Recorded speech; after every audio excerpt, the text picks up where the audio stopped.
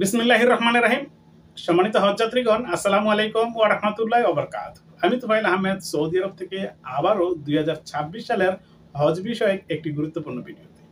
সম্মানিত হজযাত্রীগণ এবং যারা হজের গাইড হিসেবে অর্থাৎ হজের মুআল্লিম হিসেবে কাজ করতে চান, আপনাদের জন্য সুখবর এই যে ২০২৬ সনের সরকারি হজযাত্রীদের জন্য হজ গাইডদের নিয়োগের বিজ্ঞপ্তি প্রকাশ হয়েছে। এই বিজ্ঞপ্তিটি প্রতি বছরই ধর্ম মন্ত্রণালয় দিয়ে থাকে।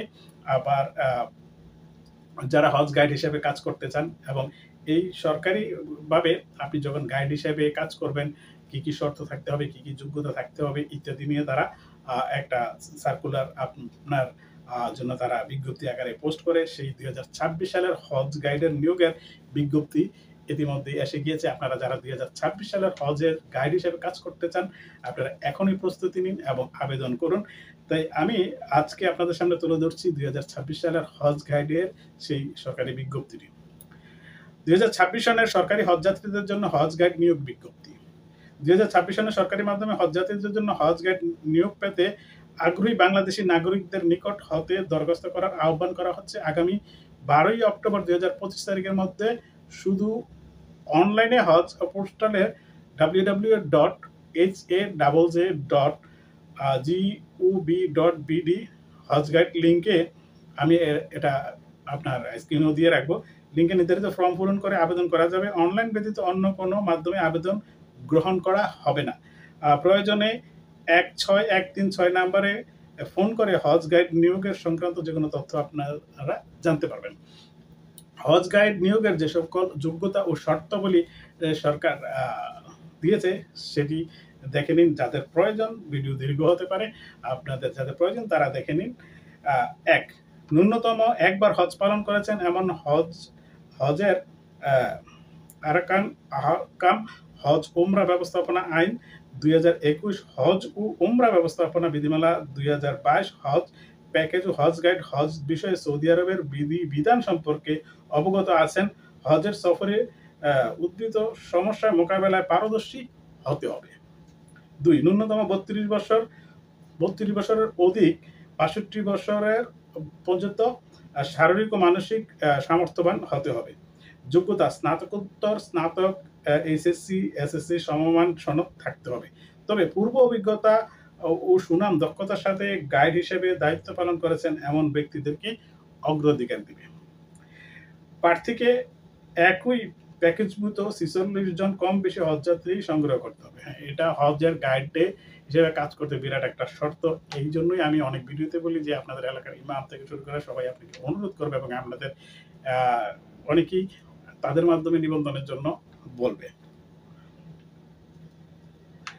হজ এজেন্সির স্বত্বাধিকারী অংশীদার এজেন্ট মুয়াজ্জেমগণ হজ গাইড হতে পারবেন না। অর্থাৎ যাদের এজেন্সি আছে, এজেন্সির মালিক, অংশীদার, যারা এজেন্ট আছেন, আবার যারা হজ এজেন্সিরা, তারা মুআল্লিম হতে পারবেন না। শুদ্ধভাবে কোরআন তেলাওয়াতে দক্ষ হতে হবে। আরবি ভাষা দক্ষ ব্যক্তিদের অগ্রাধিকার দেওয়া হবে। হজ গাইডে শরীয়ত ও সুন্নাহ অনুসারী ও বিনয়ী হতে হবে। প্রয়োজনীয় মোবাইল অ্যাপস ব্যবহারে পারদর্শী আইটি জ্ঞান সম্পন্ন হতে হবে। সরকারি কর্মজীবীদের ক্ষেত্রে যথাযথ কর্তৃপক্ষের মাধ্যমে আবেদন করতে হবে এবং সেই আবেদনপত্রটি সাক্ষাৎকারের সময় কপি দাখিল করতে হবে। প্রয়োজনীয় সংখ্যক হজযাত্রী সংগ্রহ, বিশুদ্ধ কোরআন তেলাওয়াত সক্ষম, আরবি ভাষা ও হজের মাসালা দক্ষ উমরা পালনকারীদের ক্ষেত্রে বিশেষ প্রয়োজনে হজ কিছু শর্ত শিথিল করা হতে পারে। হজ পোস্টালে প্রার্থী নিজস্ব আইডি হতে হজ নিবন্ধন করবেন এবং হজযাত্রীদের সংগ্রহে প্রমাণক হিসেবে গণ্য হবে।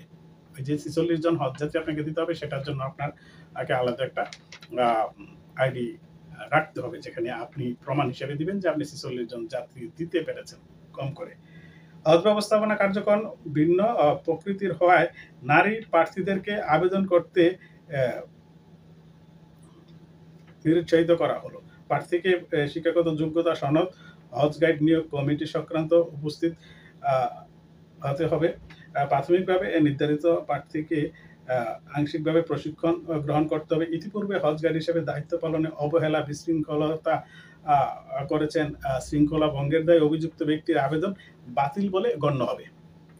আসন্ন ব্যক্তি ত্রুটিপূর্ণ আবেদন সরাসরি বাতিল বলে গণ্য হবে। ধর্ম বিষয়ক মন্ত্রণালয় হজ গাইড নিয়োগ, নিয়ন্ত্রণ, শৃঙ্খল ইত্যাদি বিষয়ে যে কোনো শর্ত আরোপ শিথিল করতে পারে। ধর্ম বিষয়ক মন্ত্রণালয় নিয়োগ প্রক্রিয়া যে কোনো সময় বাতিল করার ক্ষমতা রাখে। সাক্ষাৎকারের উপস্থিতির জন্য প্রার্থীগণে কোনো প্রকার টিএডিএ দেওয়া হবে না। সম্মানিত হজ গাইড হিসেবে কাজ করতে চান, আপনাদের জন্য এই বিজ্ঞপ্তিটি।